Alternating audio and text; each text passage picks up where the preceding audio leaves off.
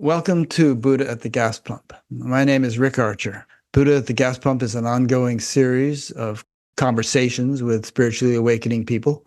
I've done over 700 of them now. If this is new to you and you'd like to check out previous ones, go to batgap.com, BATGAP, and look under the past interviews menu where you'll find them all organized in various ways. Also, while you're on the site, check out our new BatGap AI bot, into which I've uploaded nearly 70,000 files, transcripts of talks that people who have been on BatGap have given, and PDFs of their books and so on. And it's a very interesting AI chatbot with which you can have extended dialogues about any spiritual type topic, even in other languages other than English. Try it in Vietnamese or Swahili if you speak those. It works. This whole enterprise is made possible through the support of appreciative listeners and viewers. So if you appreciate it and would like to help support it, there are PayPal buttons on every page of the website and a page explaining alternatives to PayPal. Also, if you'd like to help support it in a volunteer kind of way, we have teams of people proofreading transcripts and doing some other things. So get in touch if you'd like to help in that way. My guest today is Neil Theis. I've seen Neil speak a number of times at the Science and Non-Duality Conference and very much enjoyed his talks. He's a professor of pathology at the NYU Grossman School of Medicine. Through his scientific research, he has been a pioneer of adult stem cell plasticity and the anatomy of the human interstitium. Dr. Theis's studies in so that first part, you'll be thinking, what does that have to do with BatGap? Okay, this next part does. Dr. Theis's studies in complexity theory have led to interdisciplinary collaborations in fields such as integrative medicine, consciousness studies, and the science-religion dialogue. He is a senior Zen student at the Village Zendo in New York City. His lifelong Jewish practice has involved both traditional observances and formal academic study. And in recent years, to his surprise, he has also undergone shamanic initiation. So welcome, Neil. Thank you very much, Rick. I went to the Zen Center in New York City in the fall of '68 because I had learned to meditate, but it seemed what I was doing seemed so easy and enjoyable that I thought, this couldn't be serious. It's too easy. And so I went to the Zen Center and to check into what that was all about. And it was an adventure. We had our car towed away, and then we were trying to cash a check in the Times Square area and asking prostitutes. I don't think we knew they were prostitutes, if they could cash a check, and getting responses like, "My man don't take checks." And we finally got the car back somehow or other, and got back to Connecticut. Anyway, it was one of those adventures, and that was my total experience with Zen. Well, it's in the moment. I'm sure you were in the moment, I'm sure. It was. Okay, so this will be a free-flowing conversation. I've read Neil's book twice. He has a book called Notes on Complexity. He sent me the audio version of it. It's about 4.5 hours long, and I really enjoyed it. So I listened to it a second time, and I could easily have listened to it a third time and continued to learn things. But we're going to use an outline of the book's chapters as a guide to our conversation, although we might deviate from it at times if other thoughts come up or if some of you send in questions. So first of all, Neil, what is complexity and why are you interested in it, and how does it pertain to spirituality and consciousness?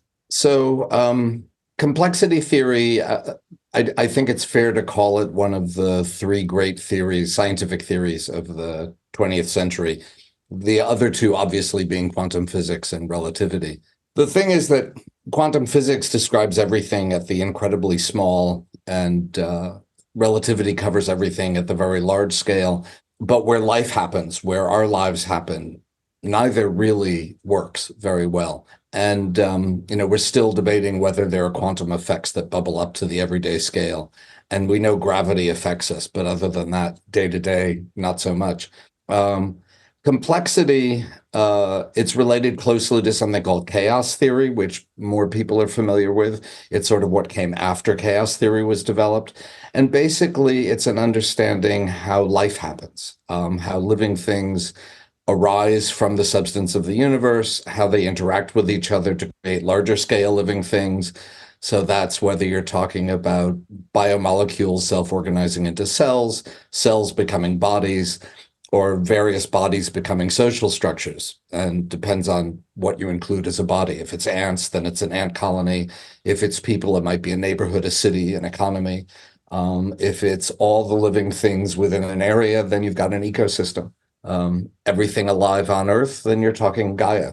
So complexity describes all of those things. And it's called complexity because there's nothing more complex than life. That's sort of the hallmark of life. You can't reduce it to very simple equations that you can just pop a few numbers in and get a result.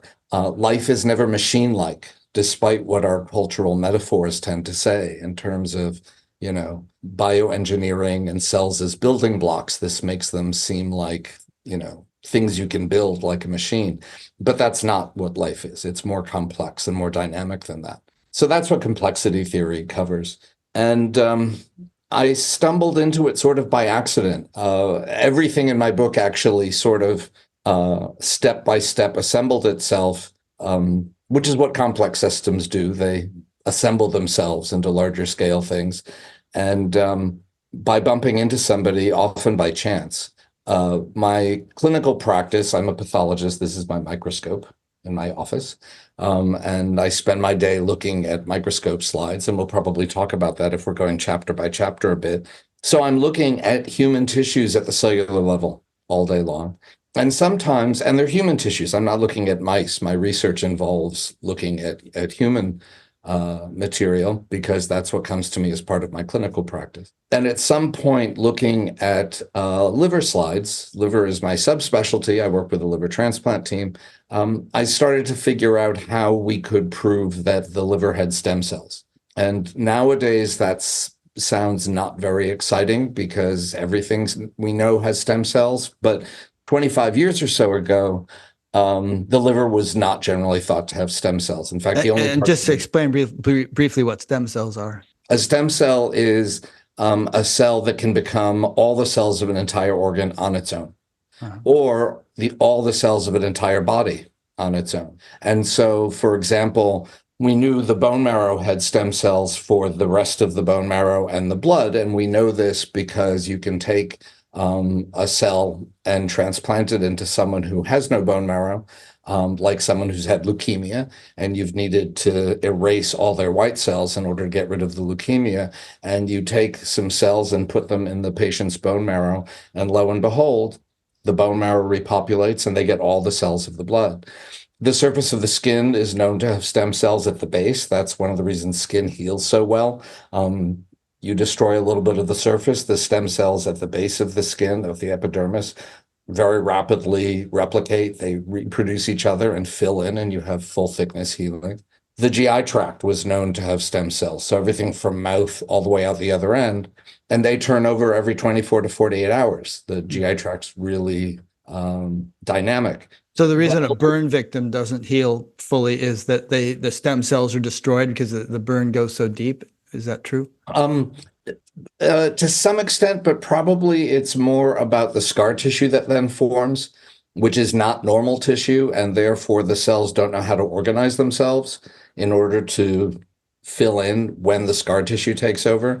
Though that's turning out to be far more interesting. I mentioned to you before we came online that we now know that the scarring of end-stage liver disease we call cirrhosis, whether it's from alcohol or chronic hepatitis C or an autoimmune disease, if we can stop the disease, the scarring can actually melt away. In burn victims, under the right circumstances, we're learning how scar tissue can melt away, and then stem cells could possibly fill in. Wow, that'd be cool if they could actually. It would be cool. And this is an example of a complex system. We can't go in and say, let's plaster over this wound with some cells, bam, the way we might, fix a wall. But if you put cells and they let them interact in an environment that's conducive to their interactions, in fact, the interactions are between each other and between them and the environment, very much like people walking down the street or ants doing their jobs in a colony, they tend to do what they need to accomplish for the well-being, the health of the system. And no one is planning it. No one's telling each cell what they need to do. The new tissue is arising out of the dynamic interactions at the local level. So that's exactly, what complexity is talking about. And so when I was looking at the liver, I realized, the liver has stem cells, and I figured out how that could be proven. And that had been controversial at that point because usually a liver is just sitting there. Though we know that if you whack out half of the liver within 40 days, it grows back to normal. The question was, which cells accomplish that? And are there stem cells as part of that process? So my group showed that there were.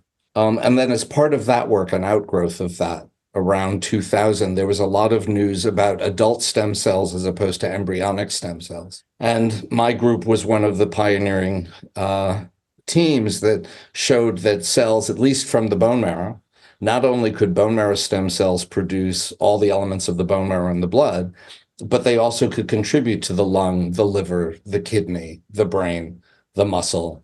And it was our paper in 2021 that showed that could happen with one single adult stem cell, that it could contribute to all these tissues.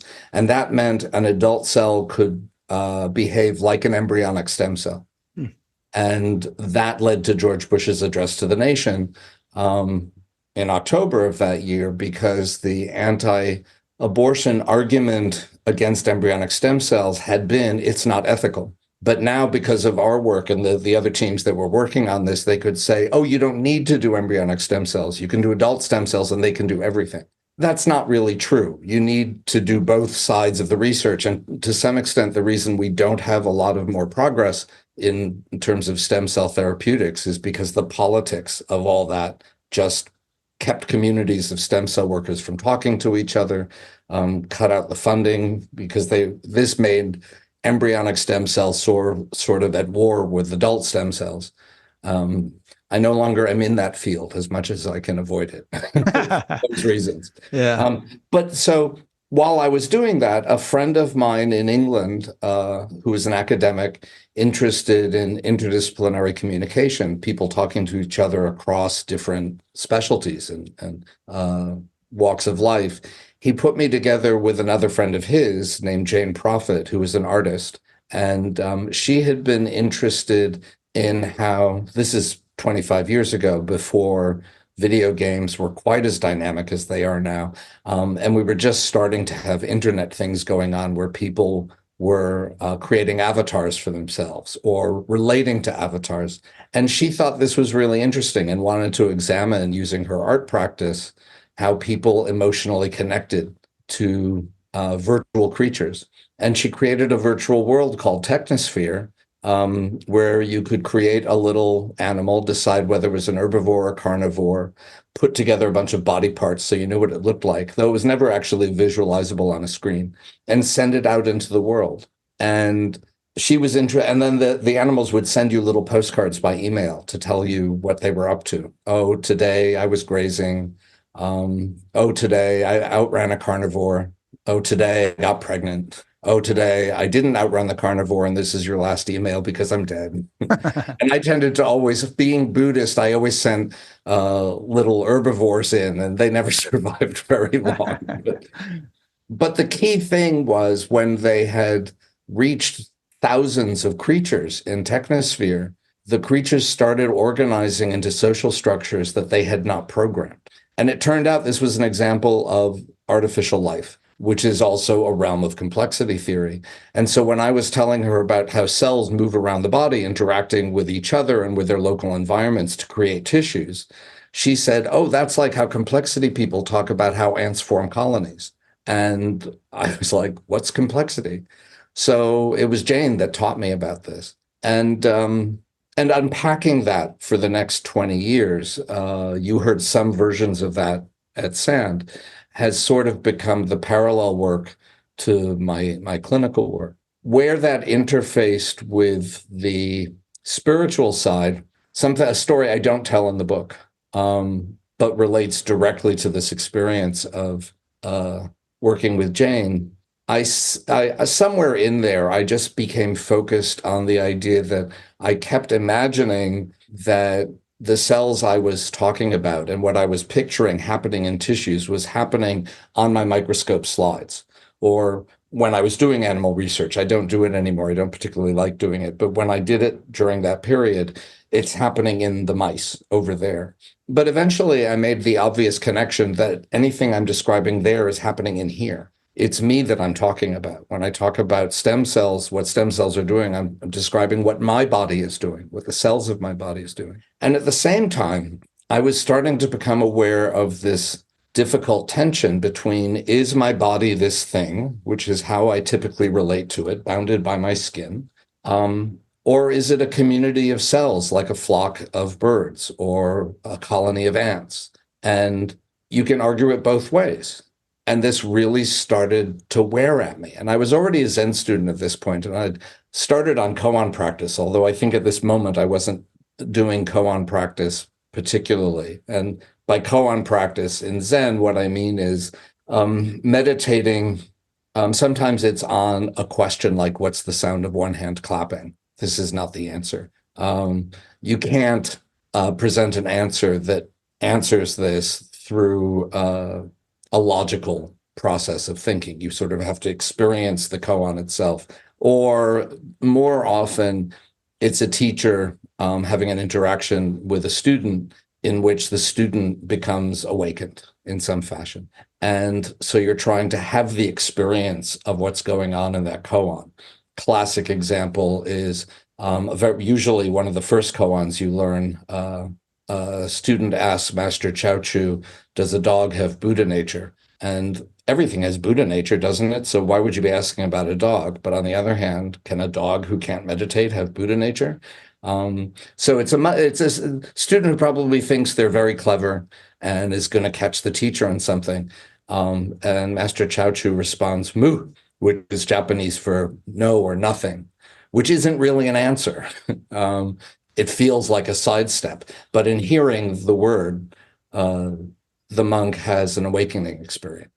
So when you're working on koans, they get very obsessive when you're deep in the weeds with it. You sort of can't stop thinking about it. It becomes the world you're walking around in. And very much this question, is my body a thing or a cell or a colony of cells, a community of cells? There's got to be a way to decide it, what it really is. And I just kept gnawing at this.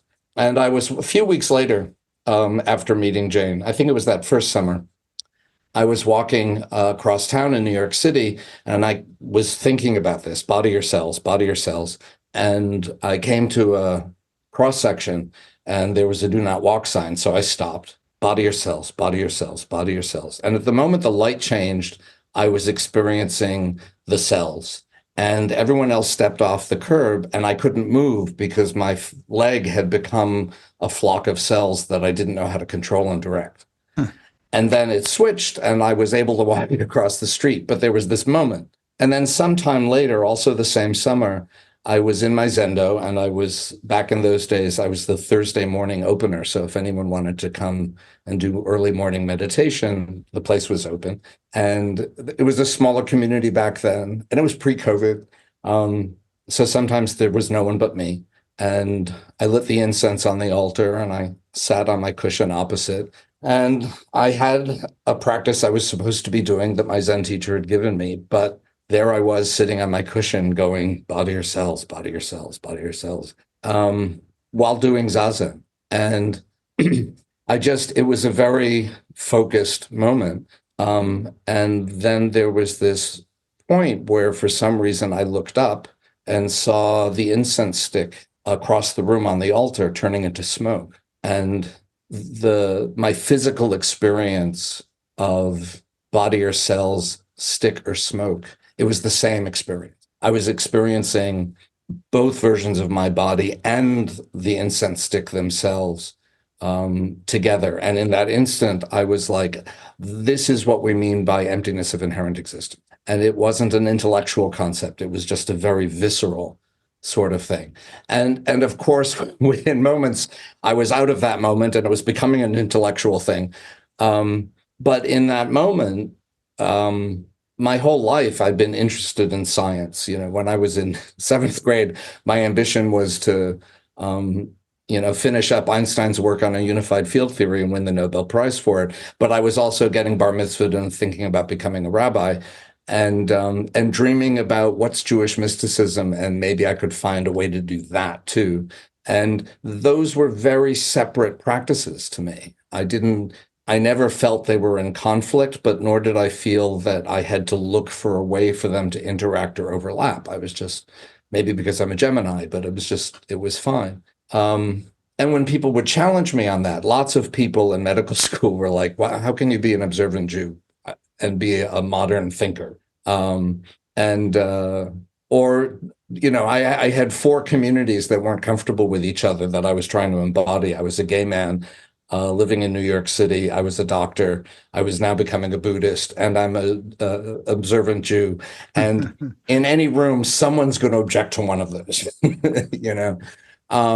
In that moment, everything became seamless, and my science practice and my spiritual practice weren't separate. And I understood that. That was, I experienced that. And the work in the last 23 years since that time, has been exploring why that's not the case, why they aren't separate, why they are the same thing. And that's what the book has come to be.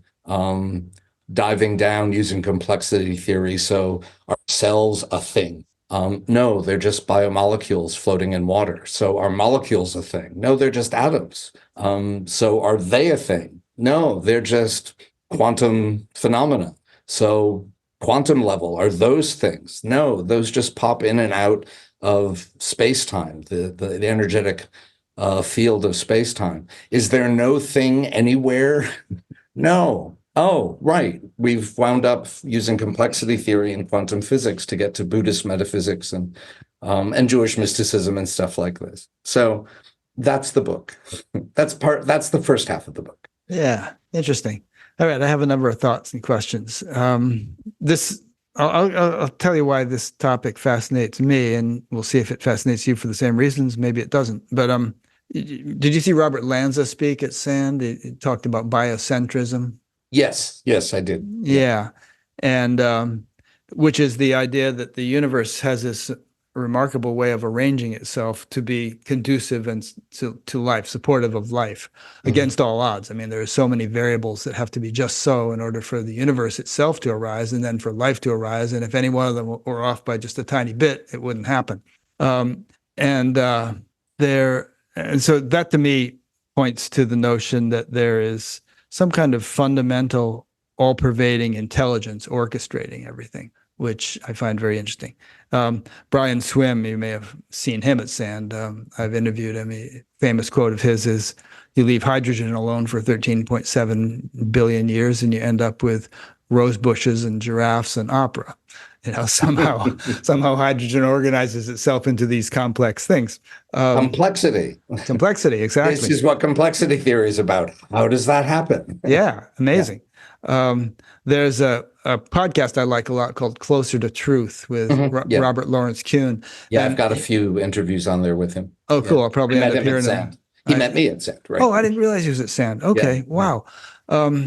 Anyway, so he often devotes episodes to the discussion of whether mathematics is discovered or invented. In other words, is it intrinsic to the universe? Because the universe seems to have been operating by mathematical principles long before anyone could be around to understand them, or are we just sort of overlaying an interpretation on something and just inventing in a human language something that doesn't indicate any kind of deep organizational intelligence to the universe?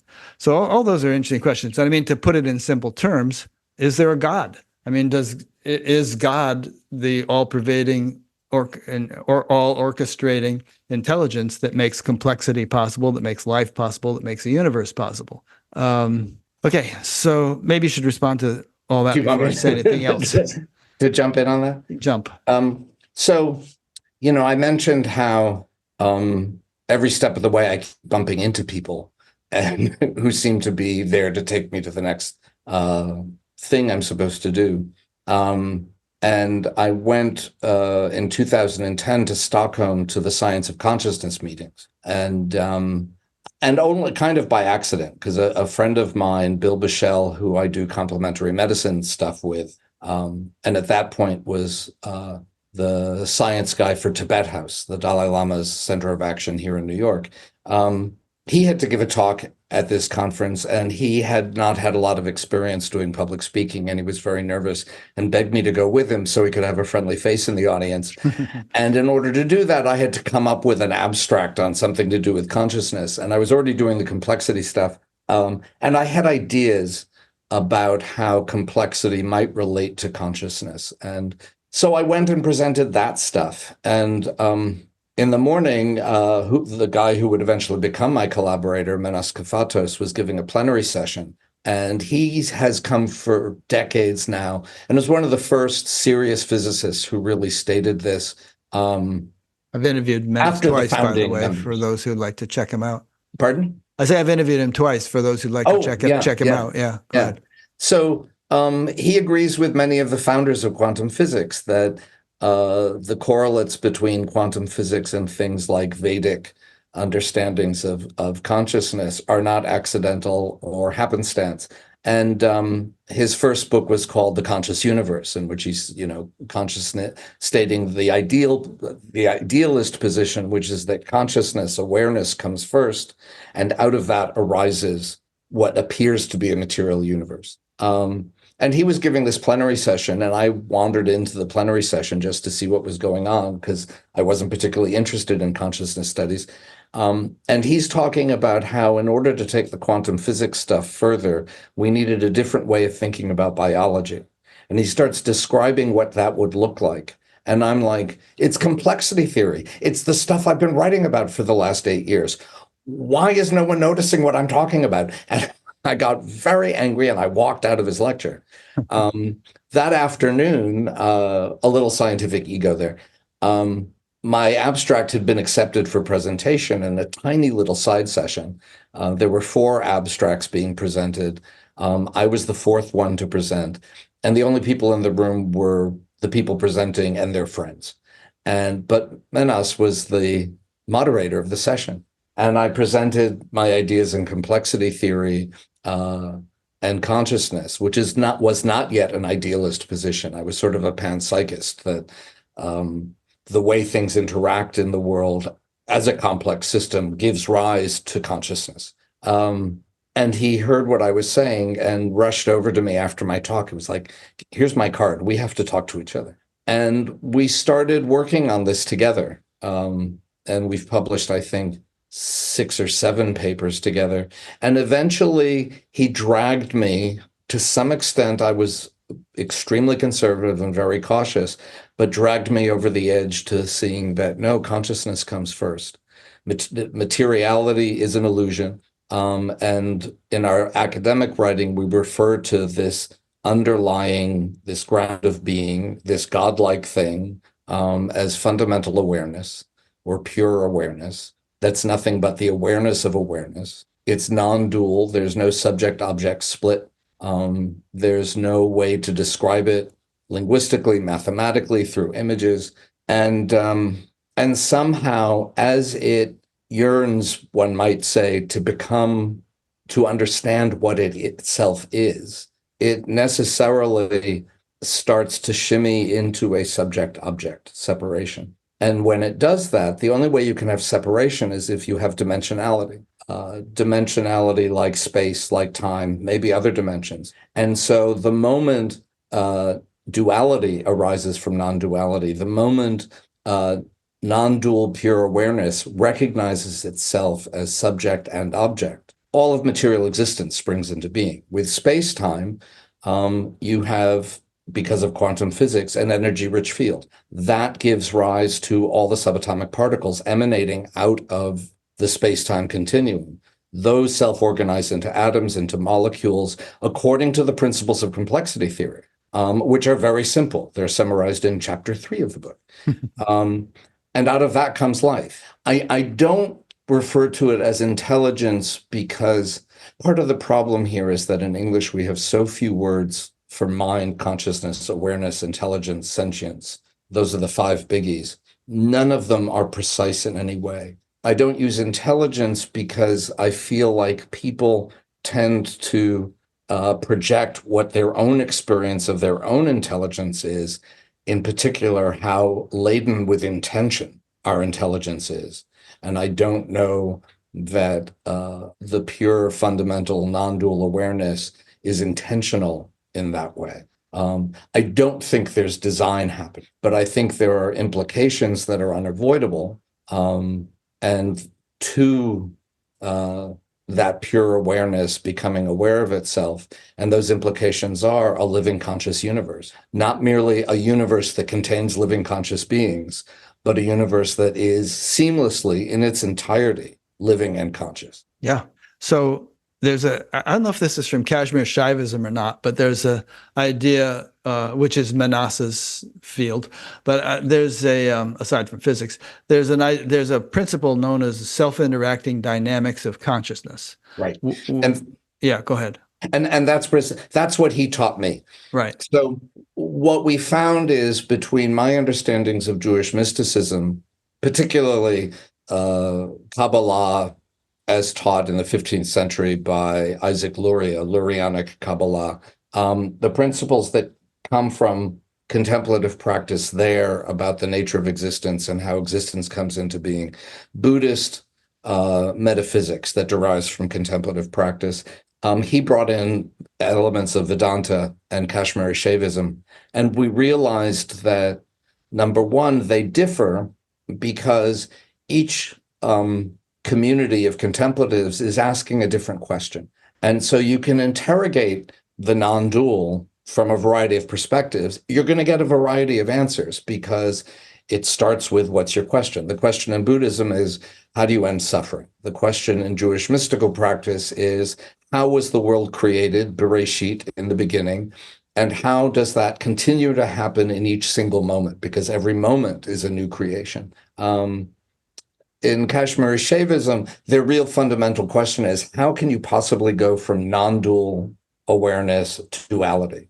And when you line these all up, and this is what I try to do in the next to last chapter of the book, is they fit together into a very nice story, which is what I kind of expressed. The idea of non-dual reality sort of going through, they're called the tattvas, the first five tattvas in Shaivist practice. First, there has to be the urge within non-dual awareness to understand what it is. Then there has to come this moment where there's a recognition of, well, to examine, to answer that question, there has to be an I and a that, but they're still the same thing. And then you can flip it. Well, there also has to be a that and an I. And there's this tension, like, which is the questing awareness in each of those moments? And they sort of, there's a sense in Shaivist thinking about how these are sort of shimmering back and forth. And then there's a further separation, but they're still unified. I am that. There's an identity. And the flip, that am I. And then suddenly I and that. And that's duality. And that's where, and this is, I think, something novel that Manas and I are contributing. That moment of separation into I and that, into subject and object, as I said, requires dimensionality. Otherwise, how do you measure separation? The only way one can have separation is to have a dimension in which separation can be measured, whether it's distance or time or any other number of dimensions. And then you have space-time. And the moment you have space-time, then you have an energy-rich field out of which all existence springs into being. So the act of non-dual fundamental awareness, as expressed in Kashmiri Shaivism, gives you a very close map to how existence arises from it, as expressed in Lurianic Kabbalah, in particular Four Worlds Kabbalah. And the moment you have that, if you describe that stuff mathematically, which I'm using complexity theory. The book isn't about math,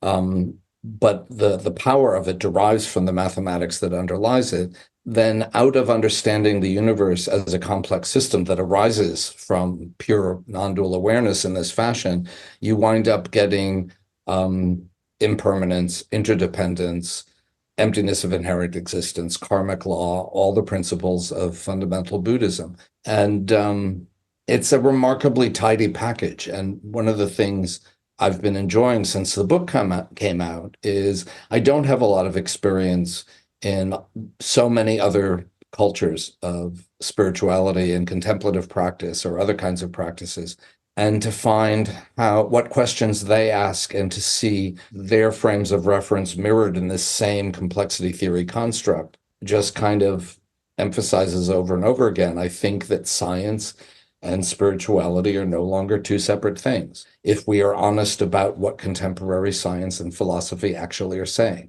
which most people in our culture are not willing to. Right. Yeah. I gave a talk at SAND myself on that very topic about how science and spirituality are just two sides of the same coin, really. They each have something to offer the other, and neither can be complete without the other. And hopefully we're going to be evolving in our knowledge and our approach to knowledge in a way that maybe 50, 100 years from now, it'll seem kind of archaic to think of them, that people thought of them as so separate, and that they're actually just both necessary. They both provide essential tools, and each has some unique tools that the other doesn't have. We can talk more about that, today. Earlier on, you kind of traced us back from complex structures like the body and cells and molecules and atoms and subatomic particles down to just like, fields of possibility where there's no materiality. And this whole thing you went through, are we cells or are we a body? Or by this, you could do the same thing with, are we anything at all, or is there nothing? And go back and forth on that conundrum. This was the first paper I wrote with Manas, and we both were feeling our way towards it, but without each other, neither of us had a complete way of explaining what we were intuiting. And that goes back to something in quantum physics that comes from Niels Bohr. And anyone who knows anything about quantum physics, even without knowing how it works, knows that there's something about light it's both waves and particles. And what that means is, depending on the experiment you do to figure out, is light waves or is it particles, you get one version or the other, and you never see both at the same time. And Bohr called this a complementarity. And in my talks and in the book, the simplest way of imagining this, and there's a picture of it. There's the book on my shelf, but I won't bother opening it. Everyone is familiar with the image of two faces in profile as silhouettes looking at each other, and the space between the faces looks like a vase. Right. Is it two faces or is it a vase? Well, you can really only see one or the other. Some people say that they can see both. I'm trying to dig up. Someone told me there was fMRI imaging that showed that, in fact, all you can do is move that back and forth very quickly. But even if you can do it, the principle is there that, for the most part, you focus on one or you focus on the other. And if you focus on the faces and say it's two faces, you're missing the vase. If you focus on the vase, you're missing the two faces. A complete description is both faces, two faces, and a vase. The way a complete description of light is both waves and particles. And you can only approach it from one perspective or another. And your conscious choice of perspective determines what you experience of the world. Bohr believed that complementarity was not just a quantum level phenomenon of wave-particle duality of light. He thought it was a universal principle. He felt so strongly about it that he used the yin-yang symbol as part of his coat of arms to represent complementarity, and even put it on his tombstone. And my first paper with Manas was that part of what Bohr was intuiting was what complexity theory is giving us. There is no right answer to, is the body a thing versus a phenomenon arising from smaller things, the cells. It is equally both. They're a complementarity. Are cells a fundamental unit of existence? Yes, from one perspective, but from the lower down nanoscopic molecular perspective, there's no cell. It's just molecules in water, et cetera, et cetera. So the universe is made of these complementarities, and we can experience the world in very different ways depending on which questions we ask, which choices of observation we make.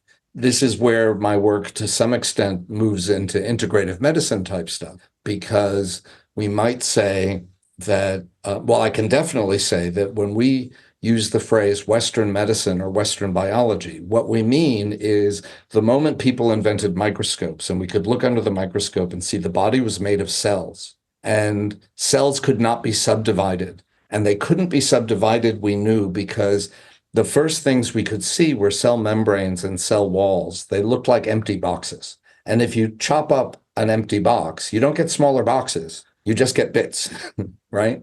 So it looked like an empty box. They called it a cell because it looked like the cell of a monk or a prisoner. 4 walls, ceiling, and floor, and no furniture. Years go by, and they start to develop special stains to look at details of the cells. And these are the same stains I use. I'm pointing at my slides over there on my shelf. That I use to look at tissues today. It's the same stuff. And then we filled in the nuclei and, the endoplasmic reticulum, all the bits and pieces that fill in the cell. But cell doctrine was born. And that's Western medicine and Western biology. All living things are made of cells, and all cells derive from prior cells. Well, that means we're really good if we think of cells as building blocks, and we think of tissues as structures made from them, and it gets us to a nice machine-like view of the human body. And we're really good at orthopedics. We're really good at antibiotics, thinking about bacteria out there and ourselves in here.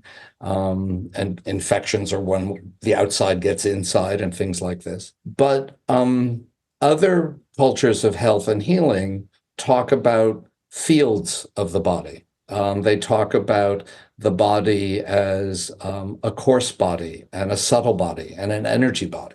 And they make diagrams where it looks like Russian dolls inside each other.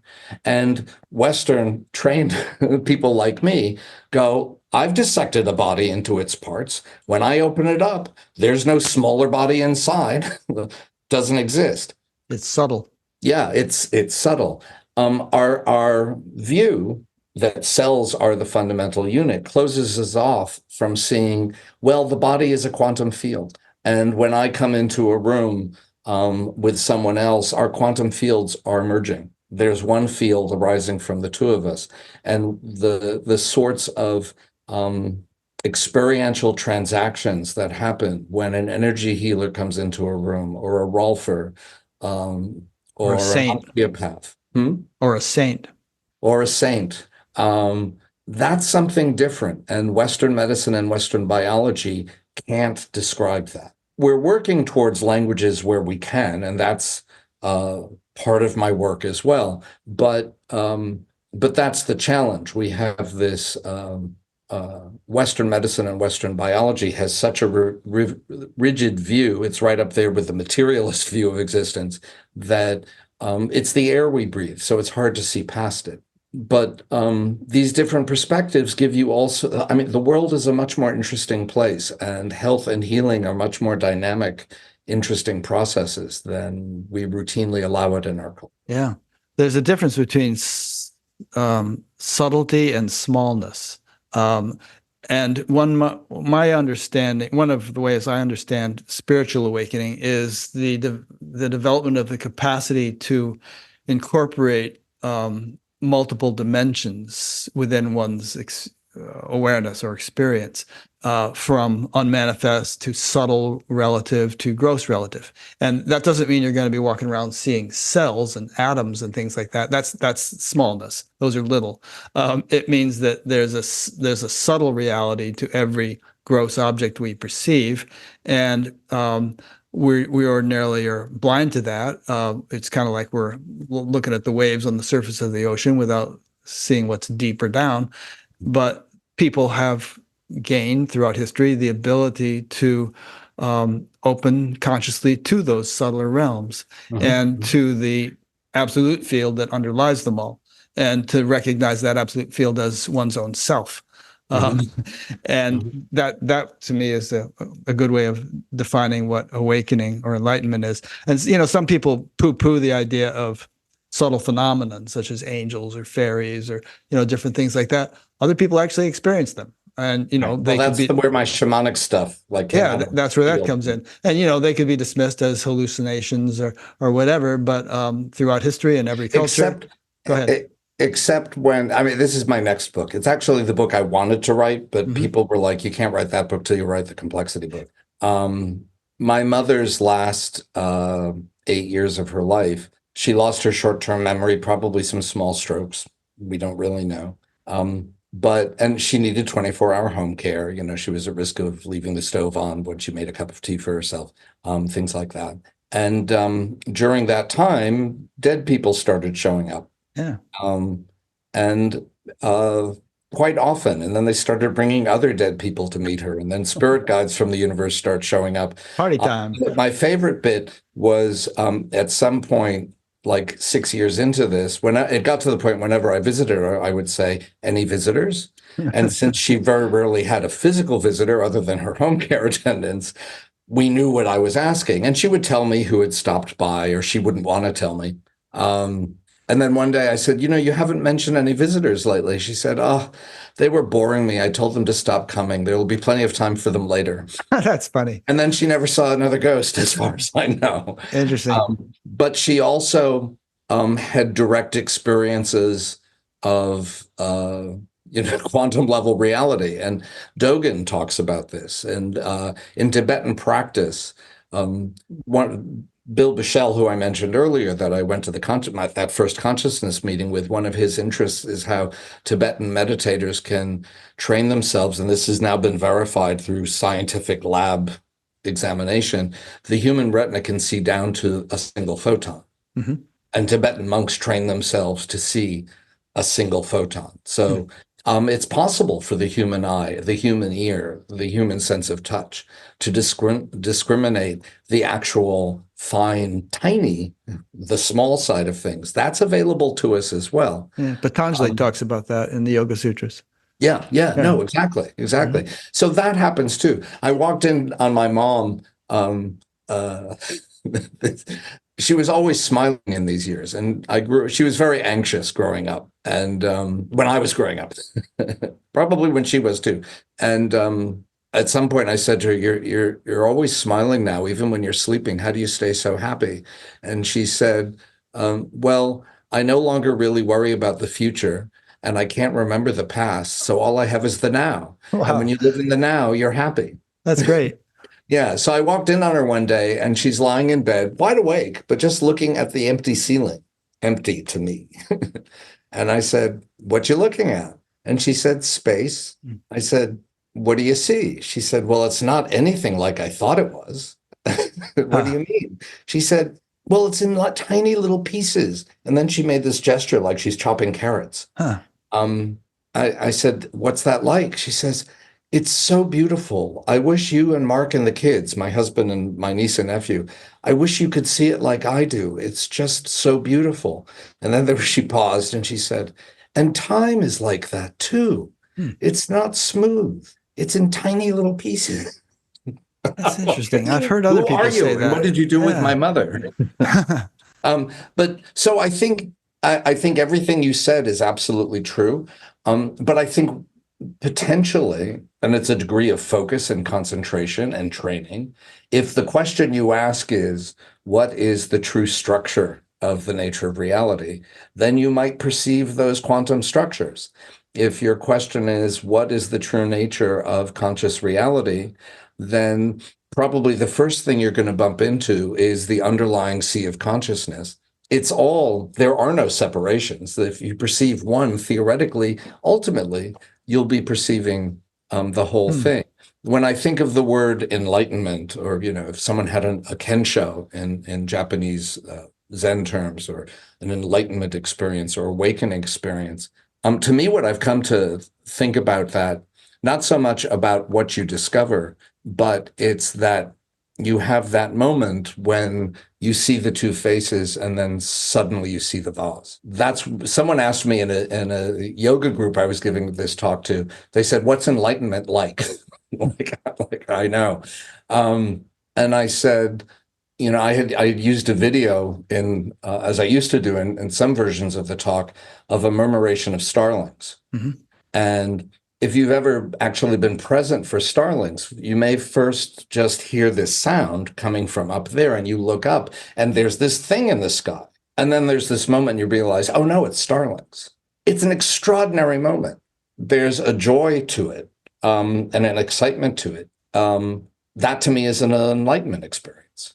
You saw reality this way, you saw it this way. The most extraordinary enlightenment experiences are you see the world of everyday reality, samsara, and then suddenly you see its non-dual pure awareness aspect. And they aren't two. It's just, do you see it this way or do you see it this way? I think in Zen practice, the question, the aim, I think Buddhist practice, the question, the aim, how do you alleviate suffering, is you learn to flexibly move between those views. We're separate. I hurt. I'm alone. We are seamlessly one whole thing within which everything is just as it should be. I'm separate. I'm alone. I hurt. Yeah. And my sense is that it's not necessarily, it's not strictly either or. As you go along, it's more and more blended, both and. Yeah. And that it may be that, like a camera, like my camera right now. So I'm in focus and the background is a little bit fuzzy, but then the camera could be adjusted so that I'm a little fuzzy and the background is clear. And I think that's the way it works. There's as one goes along, there's eventually always this continuum of pure awareness or self-realization or whatever you want to call it in the midst of whatever else is going on. Right. And you're just able to do it that much more flexibly and freely. Yeah. The freedom, when people talk about in Zen terms, that's one of my primary practices. So it's often what comes to my mind. People talk about the freedom of a Zen master, of a Zen adept. The freedom is the freedom to move back and forth with ease. And again, to have both there all the time. Yeah. And sometimes the fact that it's always there might not be obvious. If you could sort of say that pure awareness is like a tone, the tone is always going. After a while, you wouldn't be paying so much attention to it. You'd be doing this or that. But anytime you want to check, oh yeah, tone is still there. And so, like in my experience, like sometimes if I injure myself, like I fall off my bicycle or something like that, the contrast of that experience makes it, vividly evident that there's something that's not affected by that, and that something is always there, and it just you don't have to pay attention to it as a thing because it isn't one. But it's just this, like the screen of a movie, they always use that analogy. The screen is always there, no matter what's playing on it. But awakening is more like a state where you actually see the screen and watch the movie at the same time. The movie no longer overshadows and not the screen. Get caught by either. Right. Oh, this isn't real. I'm not going to react emotionally what's going on because I know it's just light on a screen. Right. Yeah, that's true. But on the other hand, oh my God, what a story. Yeah, you want to enjoy the movie. You paid for it. Yeah, exactly. Yeah. That's the task, right? How would you explain, I have a friendly debate going with a friend, and I have had it with other friends, about whether consciousness is just a product of the brain or whether it's fundamental, as Manas and others have said, and everything arises from it. And I'm hard pressed to present him with a convincing argument or anything that could be, accepted widely as proof. It's more like you just have to choose your philosophical stance. But how do these two camps actually achieve some kind of common understanding? Well, first off, you have to be willing to listen to each other. Yeah, we do that. Well, no, we don't. Oh, my friend and I. Oh, you and your friend. Yeah. So that's step one, and we're not very good at that. Personally, I think that every approach to panpsychist and materialist notions of the brain have their value and validity and truth, and they are in complementarity with the idealist view that everything comes out of mind. I think you need things from you need perspectives from all three to really understand what's going on. In the book, I talk about how, but I would turn that on its head. Some people in our culture, the big evidence that people have for the brain makes our minds, and that's the materialist view. Our brains make our minds. And so when you're dead and your brain dies, then your mind dies and you cease to exist. Is that however you measure what's going on in the mind, as we get better in the brain, as we get better and better at looking at in living brains, what's happening at the fine anatomic and signaling levels, electronically, metabolically, anatomically, we see correlates of all our conscious experiences. And so for most people in our culture, that's very compelling to say, well, these brain activities correlate with these experiences in our minds. Therefore, one is the cause for the other. But that's a logical fallacy. It is. I know that every summer I will see lots of people wearing sunglasses and I will see lots of people eating ice cream, and often they overlap. And in fact, mostly they overlap. If they're outside eating ice cream, they have sunglasses on. So I might say that wearing sunglasses leads to eating ice cream. No, the bright light and the heat of summer leads to both. So that would be, and this is why there is no cognitive neuroscientist, there is no neurologist, there is no psychiatrist on the planet who can avoid saying this brain activity is a neural correlate of this conscious experience, because there's no proof of causation. And no matter how hard they try, they can't ever find proof of causation.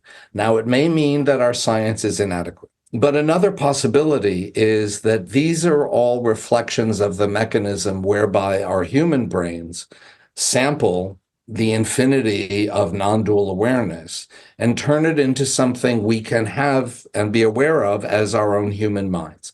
And the model I use for this in the book is a radio. A radio is not taking music out of the air and letting us listen to it. It's sampling the infinite radio waves, some of which are playing Beatles music, are created by the Beatles having made some music, sampling it and putting it through a speaker so we hear it as Beatles. We don't expect to open the radio and see the Beatles playing there. We also know that we could build a different transducer, that a radio transduces radio waves into sound. But we also know, everyone got very excited when we first got laptops. Well, when we first got computers, you could put music on your screen, and then you could have a light show on your screen going with the music. And that was like, you and I are old enough to remember when that was exciting. That's because it would transduce it into light. You could transduce it into anything. So what I would say is a bee's brain transduces universal consciousness into the mind of the bee, which is very different than what a human brain does. And what we're examining when we do fMRIs and EEGs and make all these correlations, that's saying something about the mechanisms whereby transduction happens. So I'm not saying that all that brain science isn't valid. It's just being interpreted with this bias that's leaving everyone sort of empty-handed. And what's the term for that empty-handedness, this is chapter 10 in the book, I think, is what David Chalmers, philosopher, called the hard problem of consciousness. That no matter how well we understand the mechanisms whereby the brain signals, we have not found anything to explain the experience of consciousness itself. So I got this one from Deepak Chopra, which some people will yell at me for saying I got something from Deepak, but I really like Deepak. And we get along in a whole bunch of ways. And there's some areas where we disagree. But he's got a real gift for expressing things clearly. Here's a green pen. Now, I'm looking at the green pen, and I know that there are photons bouncing off the pen. They reach my retina, which detects them, creates a chemical signal that goes back along my optic nerve into my visual cortex, and I see green. And you saw green when I held it up. Now, if you close your eyes and I say, imagine a green pen, you don't have all of that happening, you have your visual cortex lighting up. And now we've gotten so good at that, we can actually measure what's going on in the visual cortex and say, oh, I think you're seeing, it's as good as, oh, look, they're looking at a fuzzy green vertical line. Soon they'll be able to say, oh, you're looking at a pen.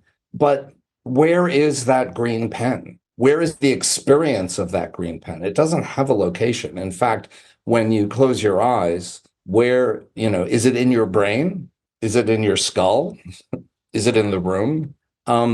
There's no way anybody has been able to get at the nature of that actual experience. We can describe everything else, but we can't understand so far the nature of the experience itself. If you say that you can, we just haven't gotten there yet, then it leaves you kind of stuck for what to do when the human mind is contemplating itself. Then you can't answer it as a purely scientific question, because the mind contemplating itself, there's no subject-object split. It's the self contemplating the self. And when we do that, what do we find? We find things like a continuum of non-dual consciousness that underlies everything, the way the ocean underlies those waves. Well, I'm not sure we find that. I mean, I'm totally with you, and we're in the same boat. Philosophically. Oh, I forgot. We were trying to convince your friend. Yes. What it comes down to is he's got to explain, it's on him to explain the hard nature of consciousness, the hard problem of consciousness. Because if he's unable to do that, then how do you explain anything about the experiences of people in contemplative practice? There's a whole portion of human experience that he has no approach for, and says, I won't have an approach for it because those things can't be. Yeah, that's part of it. You've heard the term promissory materialism, that, okay, well, you haven't figured it out yet, but we're going to figure it out. So just stay tuned.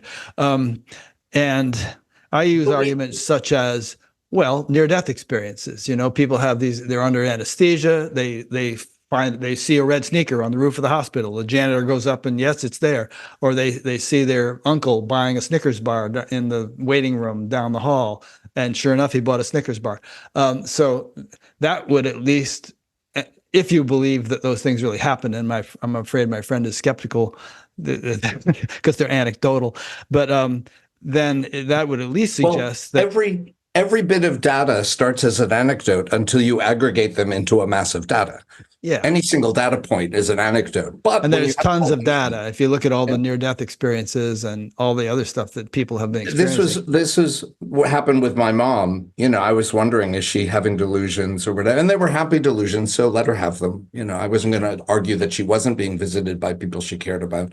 Although then people started visiting who annoyed her. And that's when she said, stop. But I went to visit her one day, and someone had been there. One of her ghostly friends had been there. The rabbi I grew up with, actually, who had been kind of boring her.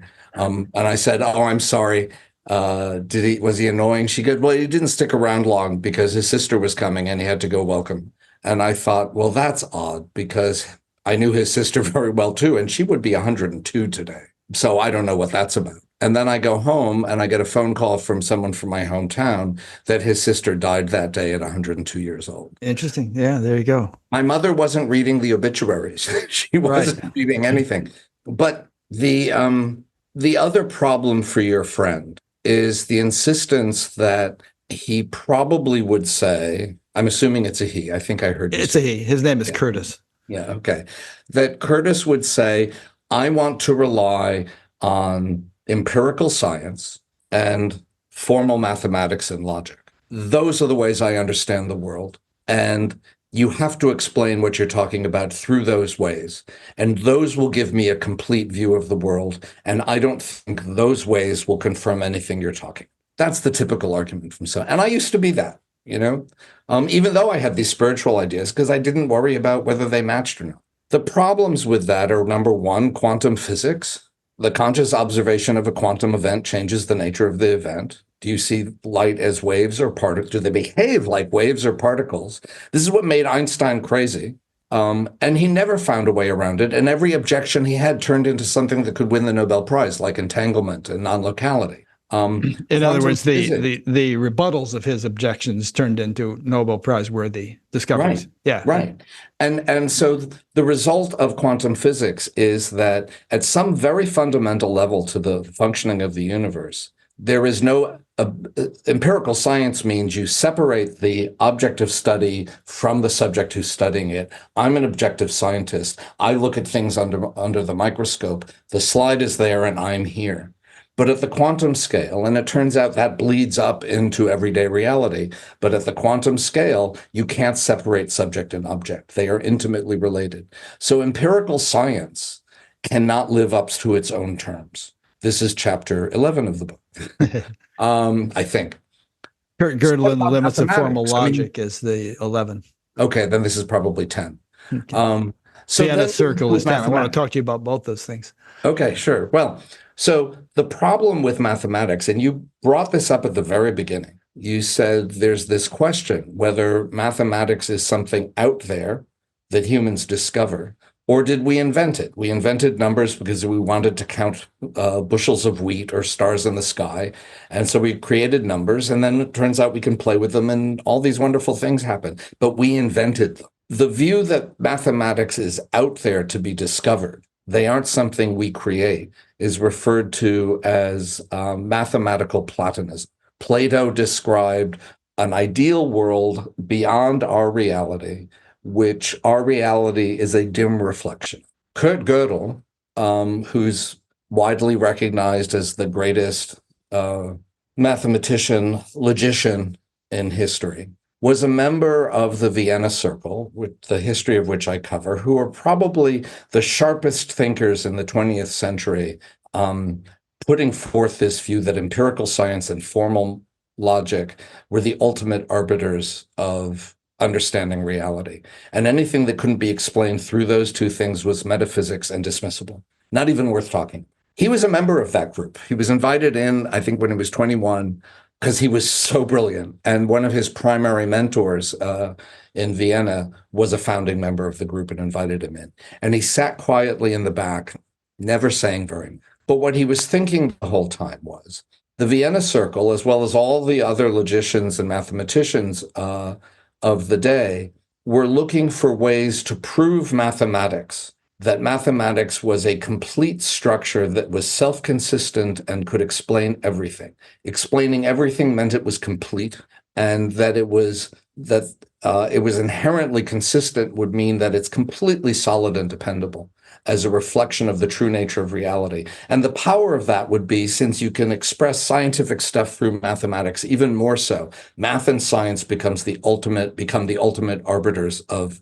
what existence is. But his instinct that Plato was right, that mathematics was out there to be discovered, not something we invented. And the way to prove that that was the case was to prove that mathematics could not be both complete and consistent. The mathematicians of the day said it has to be both complete and consistent, and our mission is to prove that they are the case. And everyone believed they would one day prove that both things were true. And if they did, then mathematics would be able to explain everything consistently. What he came up with is called Gödel's incompleteness theorems.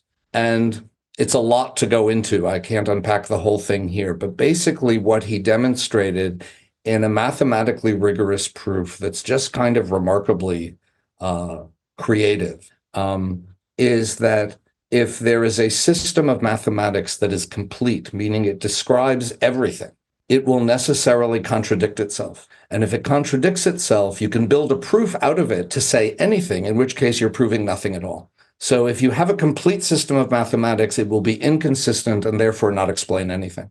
If you make it consistent, and this was the genius thing, how he figured out how to demonstrate that. If you make a system completely consistent, and he's talking about arithmetic, systems that contain arithmetic. If you make it completely consistent, there will always be a statement that is known to be true, but can't be proven to be true from within the system. So you can have statements that are provable, and you can prove them to be true, or you can have statements that you know are true, but you can't prove them.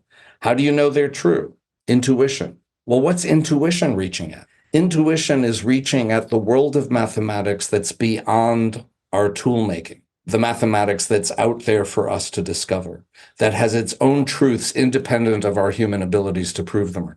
And so mathematics doesn't do it, and empirical science doesn't do it. Both of them, the one eliminates at its finest approach quantum physics, the most successful theory ever made, as people tout it, and no one argues with that, says at its most fundamental base that the subject and object cannot remain separate.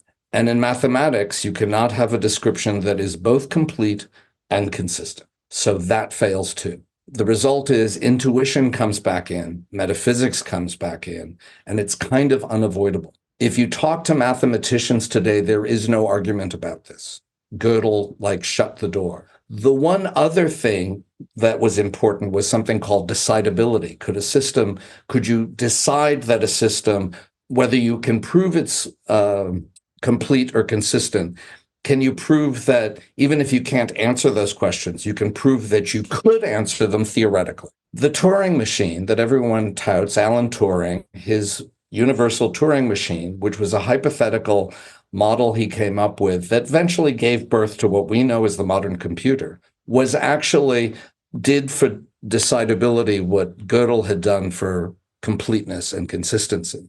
And Gödel even said that his was, kind of the first step, and Turing finished it. So the thing that, not only do we have empirical science and formal logic and mathematics that we rely on to tell us in the modern age and in Western life the nature of everything, and it turns out those are sand. They're not cement that we're standing on. But you throw into that computer science, which our whole world depends on, and it turns out that's deriving from the third piece that wipes out that possibility of knowing. That's a lot to dig into to convince yourself that, I can't be sure that the brain makes mind. But Western science is a big thing. If you can't take in the whole of it, and that's kind of the stupid task I set for myself with the book, is can I do that in 172 pages with some pictures?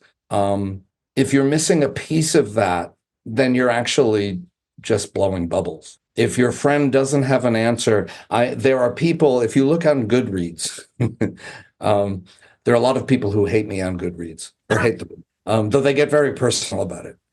My favorite is someone wrote a very long review and then republished it 4 months later. I guess they were worried that it was getting missed, so they reposted it. The first line was, "This book is pap." And the last line was, "This book makes Jonathan Livingston Seagull look like a significant spiritual text." And for those of us who are old enough to remember Jonathan Livingston. Oh, yeah, I love that book. But when people actually try to critique me in these sorts of comments, what they critique is my view of quantum physics. Okay, that view of quantum physics, what's referred to as the Copenhagen interpretation, is debatable in some fashion, but you can't dismiss it. Can't be dismissed. And I would rather align myself with the founders and folks like Menas, who are looking at it in an open, not biased, not rigid way, dogmatic way. No one ever critiques me on the Gödel situation. And the Gödel situation is actually the most fundamental argument, because that's the one that says the best arguments we have for science and mathematics to describe the world completely, he demolished that. And they had no answer for it, and they have no answer for it. And the mathematics world, they get that. They don't argue with it. It's not like, well, what's your interpretation of quantum mechanics? You have a different interpretation of quantum mechanics than I do.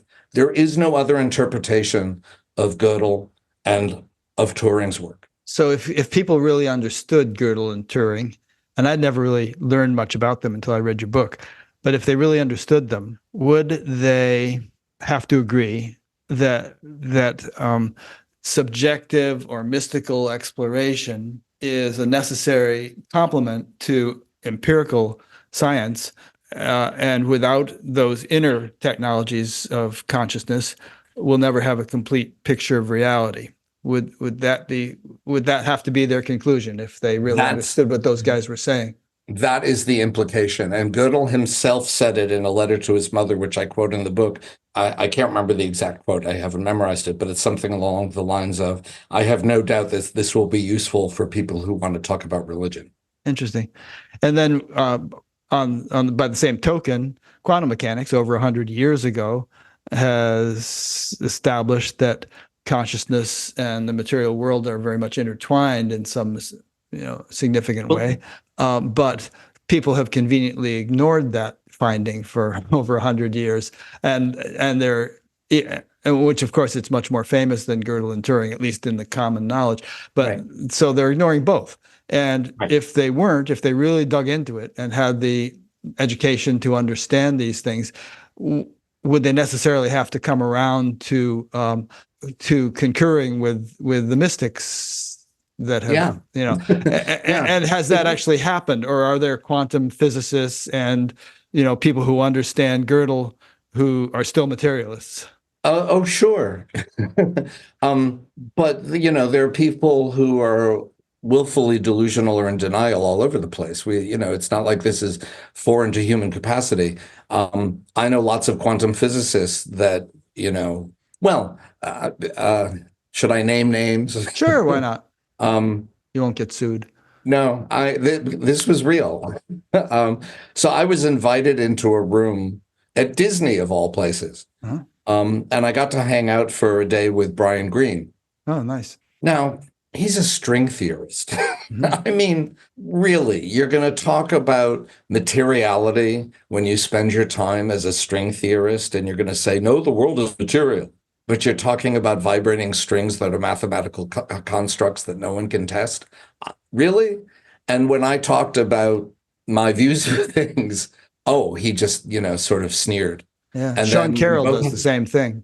Pardon? Sean Carroll does the same thing. I heard him. And Neil deGrasse Tyson does the same thing. Yeah. And it's like, well, you want to believe what you believe. I should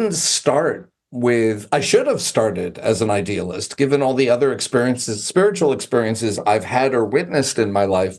You'd think I'd have gone right there, but part of me was like, no, got to be careful about this. And it was Menas just slowly, and the result of our scholarship, the record of our scholarship is how we sort of tugged at this piece by piece by piece until finally, there's no other consistent view that has a chance of explaining everything, including the hardest problem of all, which is the hard problem of consciousness. Because saying the world is mind is saying that the world is nothing but experience. You don't have to explain what an experience is and how an experience comes into existence if all existence is nothing but experience within the big C consciousness of pure awareness. Why do you think it has amazing capacity for explanation just from the standpoint of scientific rigor? If there's a theory that you can't disprove but has a lot of explanatory potential, you shouldn't just reject it out of hand. Yeah. But that's what our culture does. Why do you think that these people are so stubborn about shifting paradigms? I'll give you my quick take on it, and then hear yours. It's Please. that it necessitates I interviewed a guy named Mark Gober, who also spoke at SAND. He wrote a book called The End to Upside Down Thinking. And basically what we've been talking about, that consciousness is not an epiphenomenon of brain functioning. Everything arises from consciousness. And he gave all kinds of nice arguments of how to flip that paradigm. But I don't know. It's like, if you accept that consciousness is fundamental, and if you accept that there's some kind of you didn't want to use the word intelligence earlier, but some kind of orderliness within the functioning of consciousness that gives rise to this incredibly complex, beautiful universe, then you're kind of you're beginning to accept that there's some kind of a God notion. There's some kind of which of course makes materialists very uncomfortable. Yeah. And part of me responds to that with, the God word. That's an English word. Well, yeah. So you got to use a word. I mean, I have Hebrew as an option too. And yeah, you can leave the A out and just say G _ D. Yeah.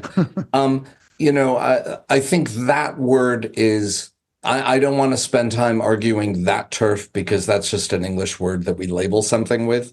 Yeah. And I understand the import of how important it is for some people, particularly in our culture.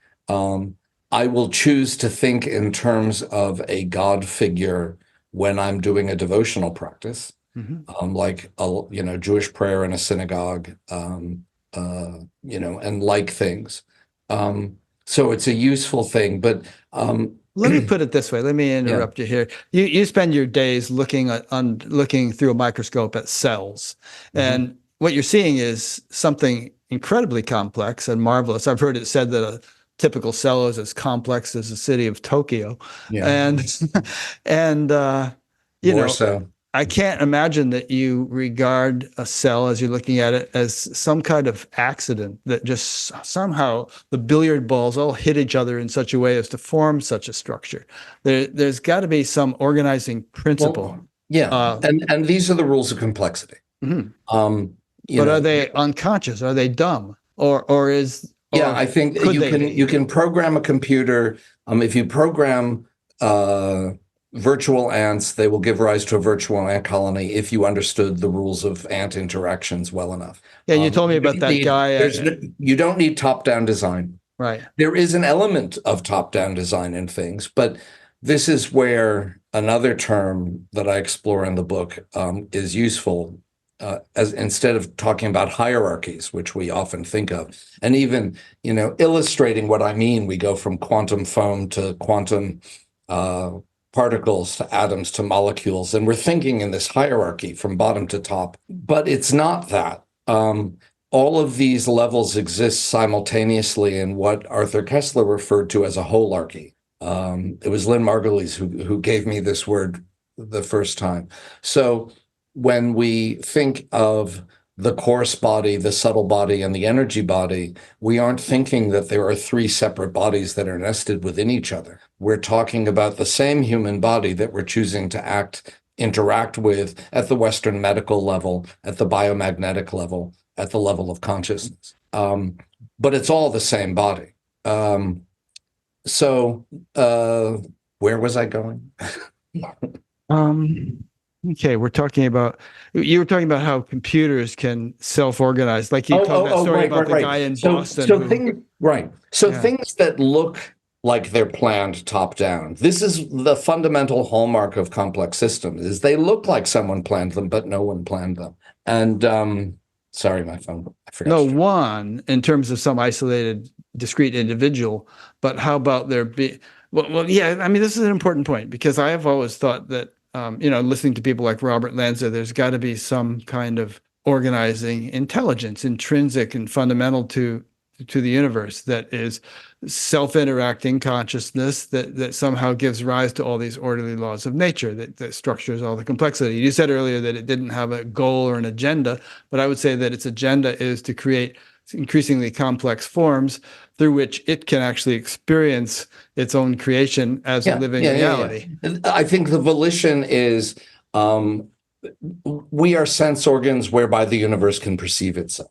Exactly. But I don't think it has preferences beyond that.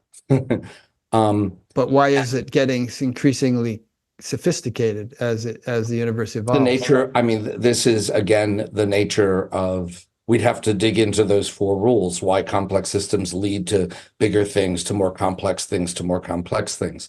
So how is it that cells self-organize into bodies, bodies self-organize into communities, molecules self-organize into cells? And it's the same mathematics that describes all of that. Doesn't matter what size you're talking about. And the four ways that happens: number one is it doesn't happen if you've got 3 ants, you don't get a colony. If you have 25 ants, you get a colony. And if you buy one of those ant farms and watch it for a while, they dig tunnels, they make food lines, and they have a cemetery. But by the time they get down to a handful of ants, they're no longer working with each other. If you get 250 ants, you get more complexity. And it's not only the number of ants, but the greater diversity of interactions. And if you have 25,000 ants, even more complexity. In human terms, a village is not a city, is not a megalopolis. But interestingly, the same computational ways of describing this through complexity, to some extent through chaos, apply no matter what you're talking about. So that's rule number one. The more diversity and the more members of a system you have, the greater complexity that can emerge. The second is that there are feedbacks within the system that keep things within a healthy homeostatic sort of range. So like your body temperature never gets too hot, doesn't get too cold.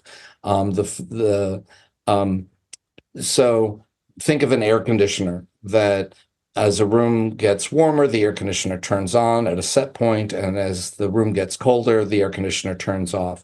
That's a negative feedback loop, keeping things in an oscillating, comfortable, healthy realm. And that's the realm in which creativity and self-sustaining functioning of a complex system, whether it's a colony or a city or an organ, takes place. Now, you can have positive feedback loops, and negative and positive don't mean good and bad. Negative means, there's sort of limits being placed on it. A positive feedback loop would be like you have a heater in a room, and the hotter the room gets, the higher the temperature, the more the heater turns on. So the room gets hotter and hotter and hotter. You can have positive feedback loops in living systems. Think about when we have a fever. You need to metabolically rev up your immune system. So you get a fever, helps you fight off the infection. But then the negative feedback loops come in to bring your temperature down to that comfortable range. If you have an overabundance of positive feedback loops, you can get self-organizing larger scale structures. But instead of being creative and adaptive the way a complex living system is, they're energy expending and self-wasting. So in terms of cells and tissues, that's what cancer is. You've taken off all the inhibitions on how cells behave, and they expand very rapidly, but then you eat up all the energy in the system, and the cancer dies, and you die. Economic bubbles are the same thing. Too little regulation in an economy, you get positive feedback loops, you get a bubble, and then it collapses. So there has to be a balance and the overabundance of negative feedback loops, keeping things sort of comfortable. Sounds like climate change is a positive feedback loop because we're reaching tipping points and the methane is being released and so on and so forth. It'll be interesting to see whether Gaia as an entity can kick in with some negative feedback loops to counteract and one way to it. do that might be Gaia kicking in with enough diseases that we all die. Yeah, and then eliminate humans, things will adjust. That's true. Are we the cancer? You have to ask. The third thing is that things really happen at the interactions at the local level. There are influences that are top down, but the majority of stuff that's happening is happening at the local level. There's no ant in the colony trying to decide where there needs to be a food line. There's no body in the cell determining, and there's no organ in the cell that's determining, are you hungry? Are you afraid? Are you horny? Are you sleepy? It arises out of everything happening at the local level. And the fourth thing, and this is the most important, there's always some low-level randomness in the system.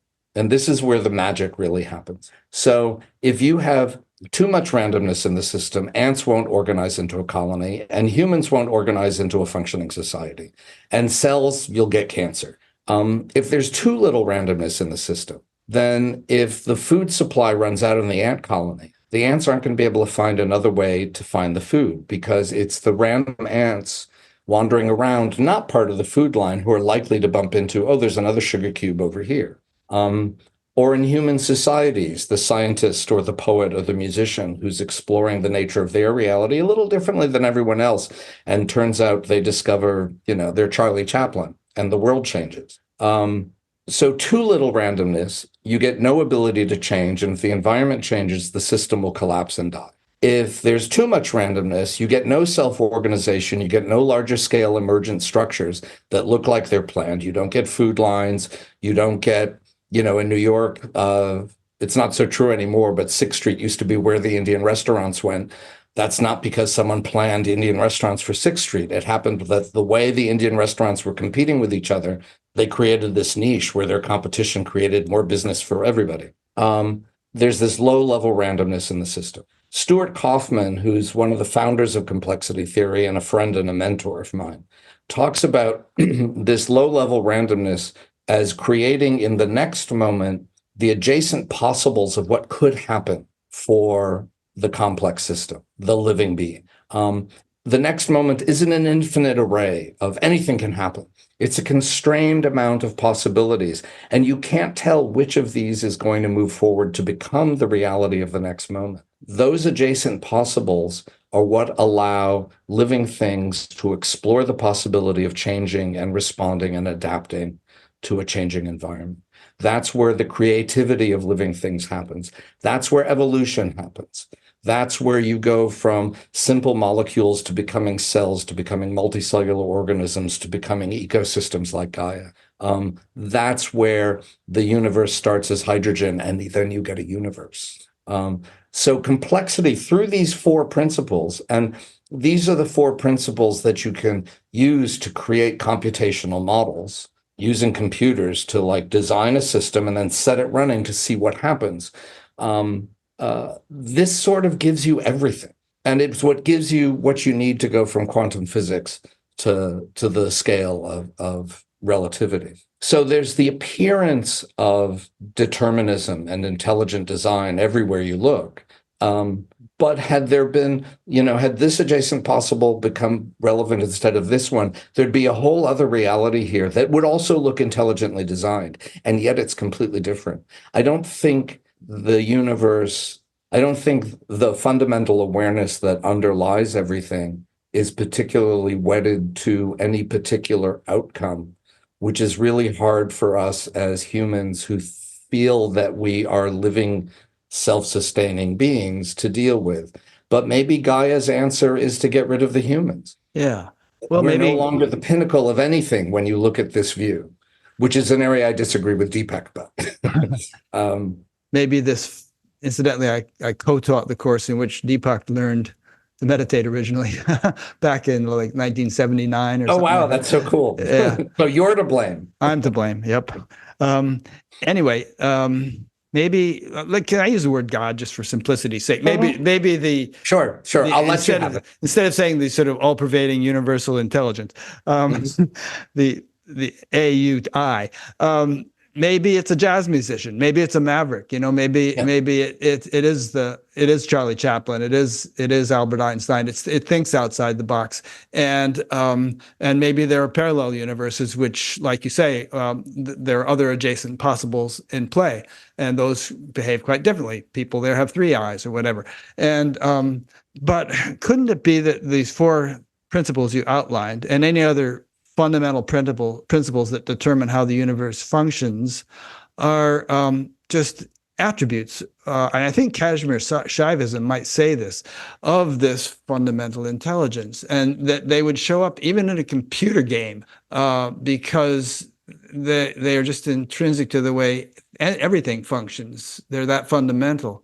Right, but I think these rules are what's fundamental. I don't think. But why are there rules? Why is there anything? Well, yeah, and that's because we're humans trying to figure out how the universe works, and we realize, these 4 things recur whenever we look at what we label a complex system. Yeah. For the universe, these are not rules. This is the way it happens. Yes. When you have these, you can have elements of these in any group of interacting individuals, but when you do, they do not necessarily turn into living things. Mm-hmm. They do not necessarily creatively adapt. So, but under the right conditions, they will. Right. So why is it on this planet we do, but Mars no?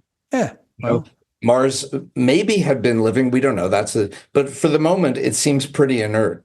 Jupiter seems pretty inert. That's because the stuff that makes it up didn't fulfill all those criteria. Yes, but the ancient cultures and perhaps the shamanic traditions that you've been studying would say that, in a sense, Jupiter and Mars and the sun itself are living beings. And I would certainly go there, but I wasn't on that path. Yeah, and they're living beings. I wasn't on that path, but yes, I would say that that's probably true too. Right, and they're living beings in the sense that they, like all things, have a subtle dimension in addition to the gross dimension. And even though the sun is a thermonuclear furnace, on a subtle level, it could be a conscious entity of some sort. On a subtle level, there's nothing but consciousness. So of course, well, if you go that far, conscious and alive. But there are intermediate levels. There's Adi Bhuta, Adi Daiva, and Adi Atma in Hinduism. Yeah. Adi Daiva is the level of the devas, the impulses of intelligence. Again, this is sort of the perspective. This is the complementarity issue. Mm-hmm. So here I am. This is me. I'm thirsty. I pick up a cup that's over here. I drink the water, swallow it. It becomes part of my system, etc. And that's true. But from a complexity theory, modern scientific, quantum, mathematical, Western philosophy point of view, just as true, the universe is one seamless whole, and this is the universe drinking itself. Right.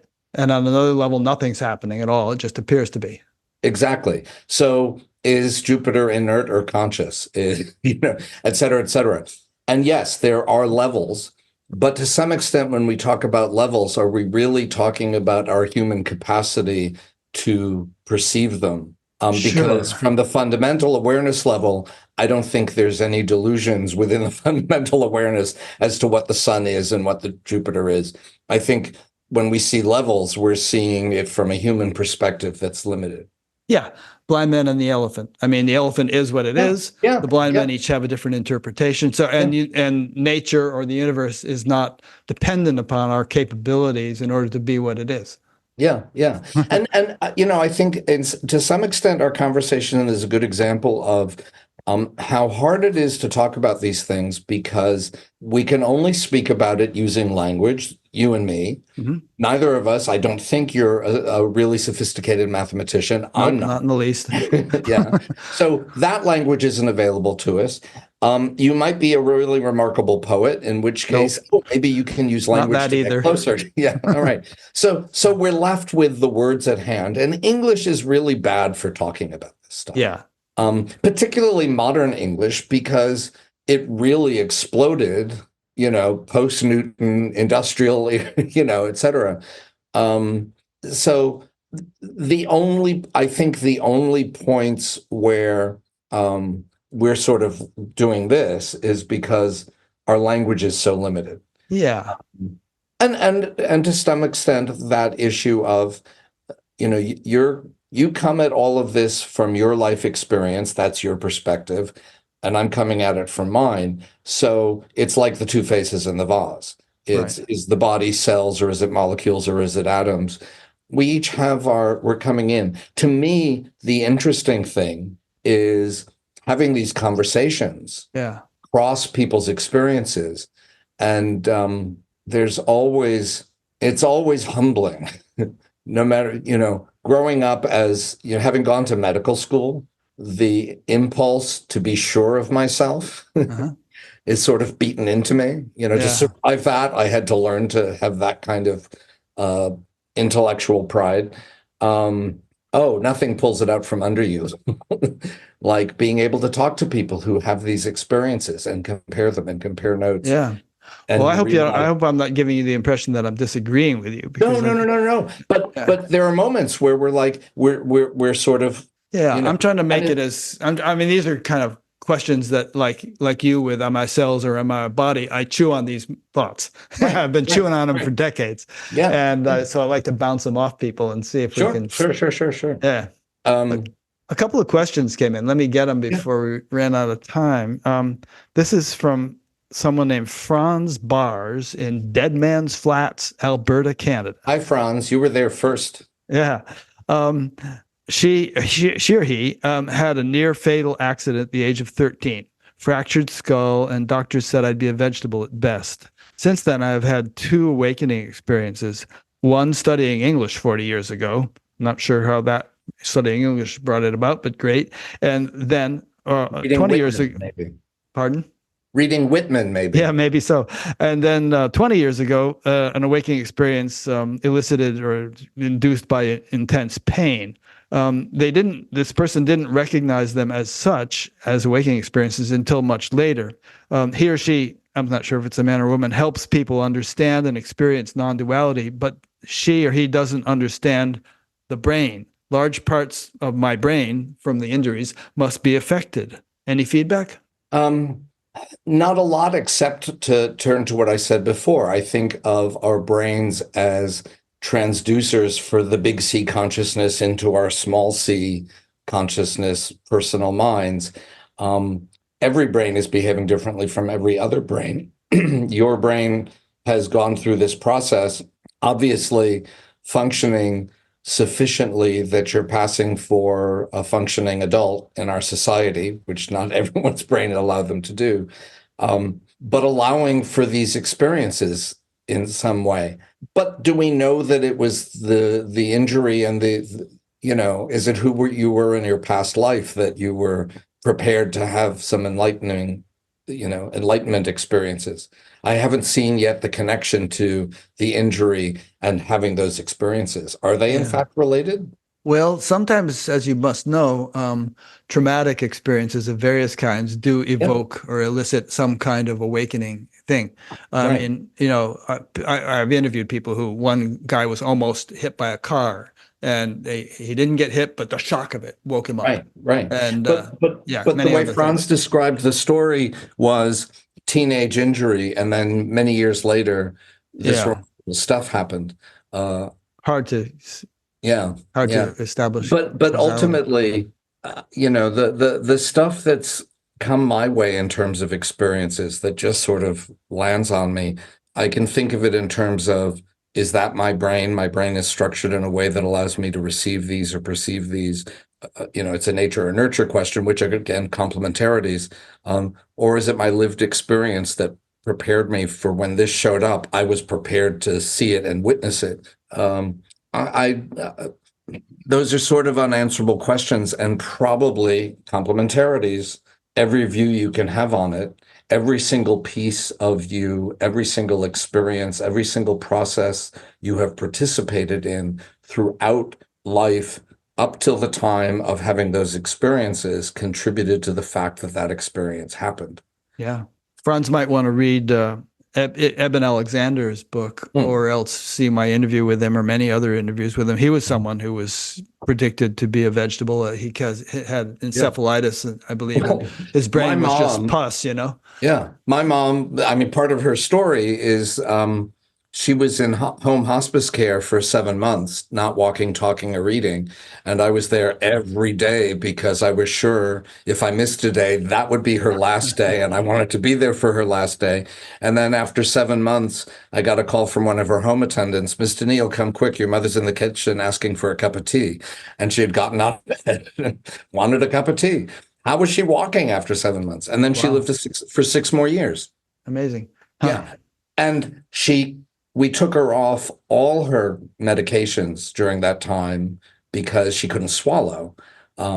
Congestive heart disease, hypertension, chronic urinary tract infections, kept her on her Parkinson's meds because I knew she'd be uncomfortable with the rigidity. So we could melt that in some dulce de leche ice cream and get it into her mouth. I never put her back on the meds because I was like, she's got to go from something. Yeah. So let one of these things. She never had any hypertension. She never had any congestive heart disease after that. And even her Parkinson's went into remission. Yeah, amazing. Yeah. So that's cool. I think that's, medically speaking, I think that's because she lived in such a low stress state that all her diseases of aging are really, in our society, diseases of stress accumulation. And she died in a bliss bubble. It was just stunning. Nice. But why her? Why, why did my mother get that lucky? She would say it was her relationship with the Liebe Nummer, which is Yiddish for the beloved name. She would talk about God as sort of, see, there's that word. How are you and the Liebe Nummer doing today? Oh, we're just fine. She would blush like she was a teenager. Oh, sweet. She sounded great.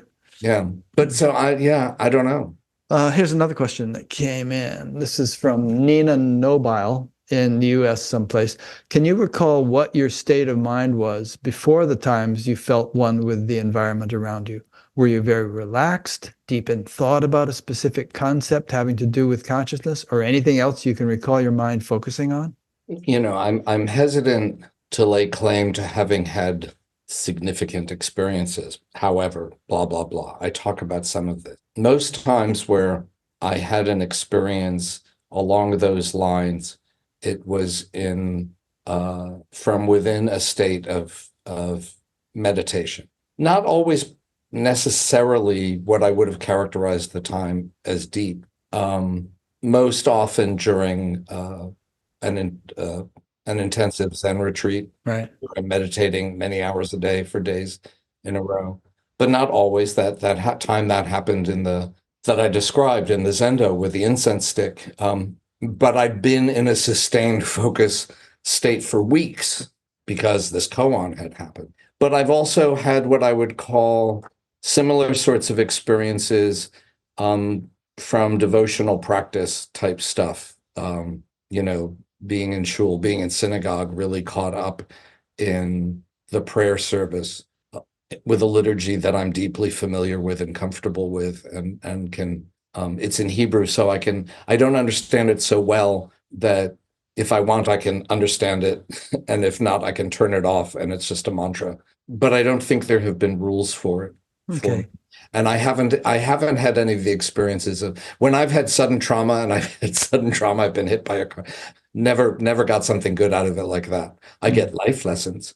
But, well, one thought that comes to mind on Nina's question is that famous saying by some Zen guy, I think, that enlightenment may be an accident, but spiritual practice makes you accident prone.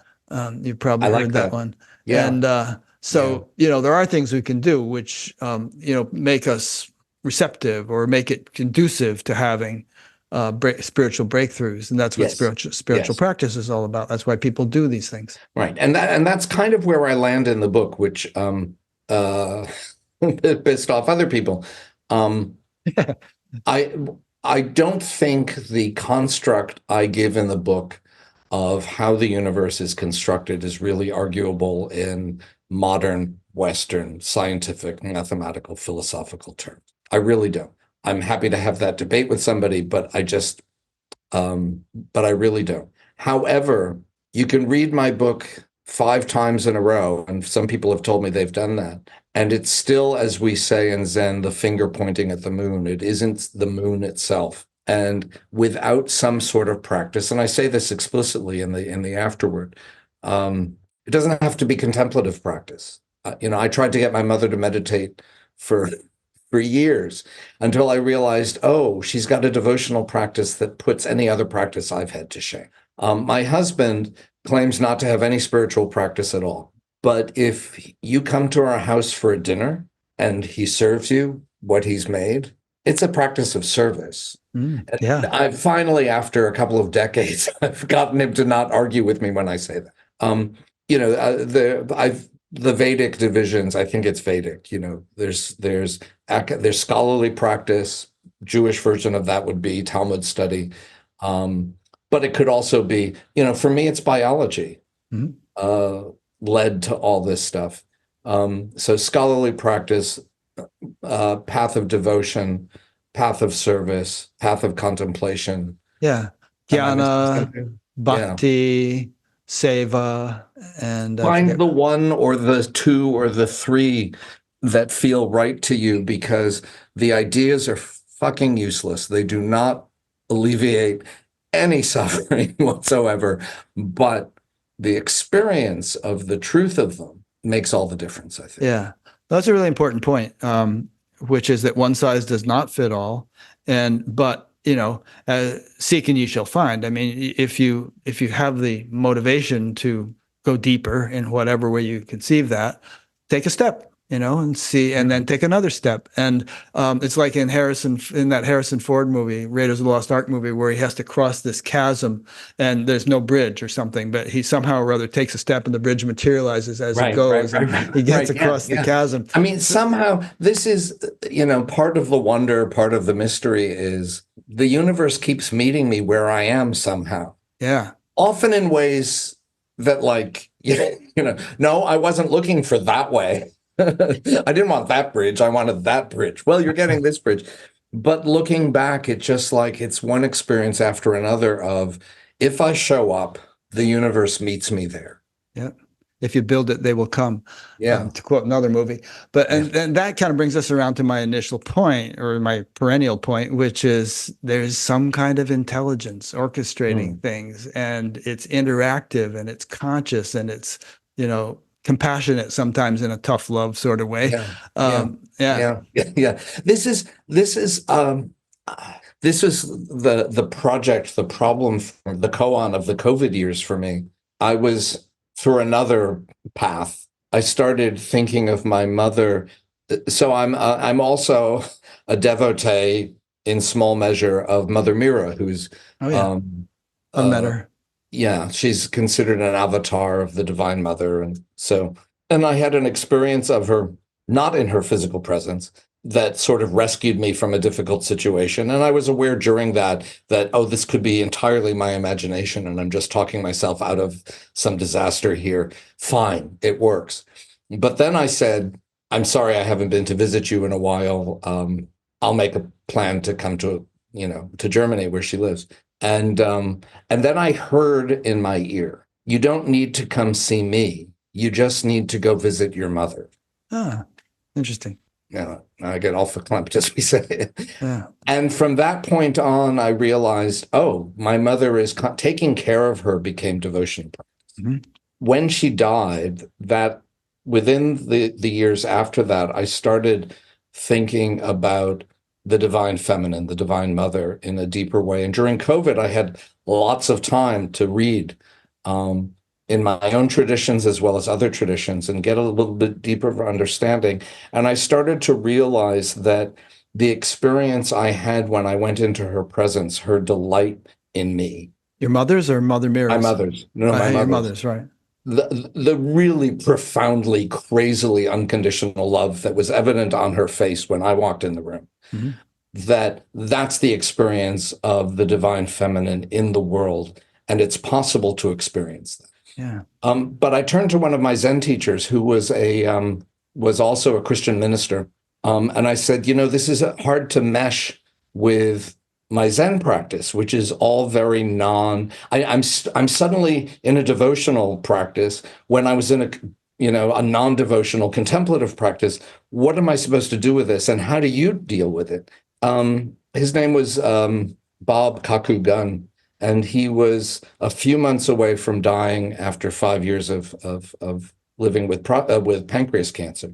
And it was COVID, so it was an online thing, but it was a formal Zen interview online. But he was an old buddy of mine too. And I said to him, how do you deal with this? And he said, well, the further I go, it's all just love. Yeah. And I was like, no. First off, Christian term, I don't, it makes me nervous. And he was like, no, I said compassion. He goes, whatever, that's all it is. That's the fundamental nature. And then I realized versions of the talk, and particularly at Sand that I gave, start with, what are the twin pillars said in Tibetan tradition, the twin pillars of Buddhist practice: wisdom and compassion. Wisdom is seeing the world as it is without delusion. Complexity theory has provided me with a really complete model for understanding the structure and nature of existence that includes all the science and all the math and all the philosophy I've been learning my entire life because I'm a nerd. That allows me to see that. But where that leads me to is this is not my boundary.